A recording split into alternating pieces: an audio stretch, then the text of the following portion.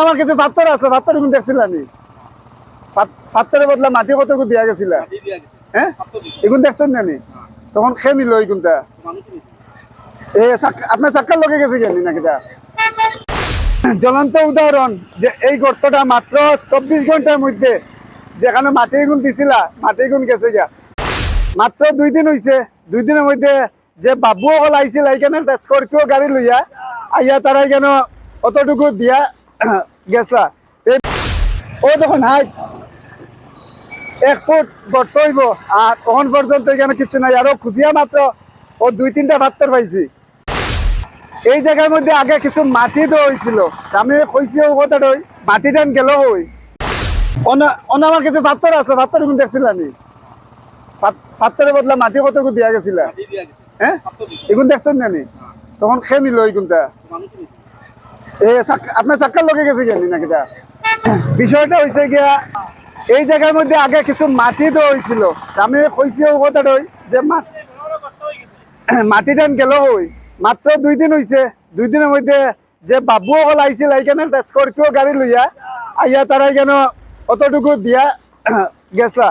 এই বাবু হলের উদ্দেশ্যে আর এই রাস্তার যারা বিভাগীয় কর্তৃপক্ষ যারা আইন যান তার উদ্দেশ্যে কইম এটা ন্যাশনাল রোড, একটা আসাম ত্রিপুরা 8 নং জাতীয় সড়ক, এটা দীর্ঘদিন থেকে গর্ত এইভাবে আছে।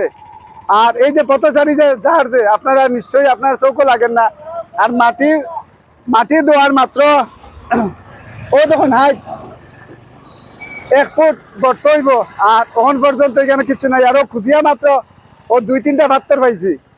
আর যে আপনারা যে আইয়া পাত্তর দিয়া গেছিল এই পাত্তরগুলো আর বর্তমানে আমরা খুঁজিয়া পাইয়ার না।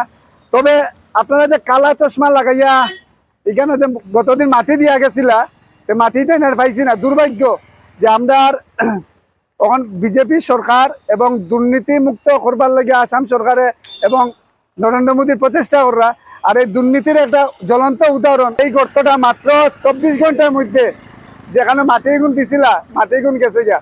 এই দেখুন বড় বড় গাড়ি কিভাবে যার এবং ছোট ছোট গাড়ি এবং স্কুল পড়ুয়ারা কিভাবে প্রায় দিন স্কুল টাইমে এই জায়গাটার মধ্যে গর্ত, এই জায়গাটার মধ্যে গর্তর মধ্যে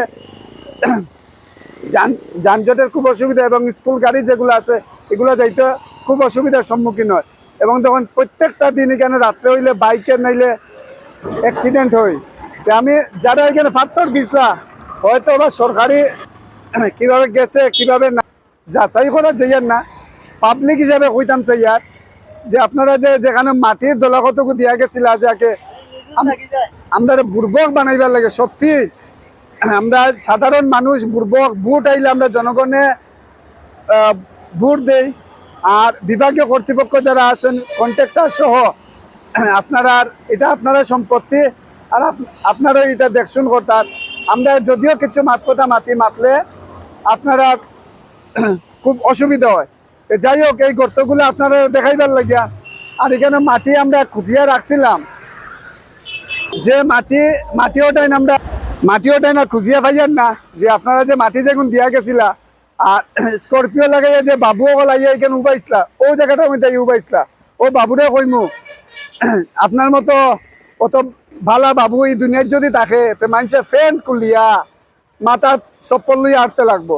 যাই হোক আপনার ভাগ্যবালা যে ওখান পর্যন্ত পুরানা যেগুলা খাস ওখান আছে।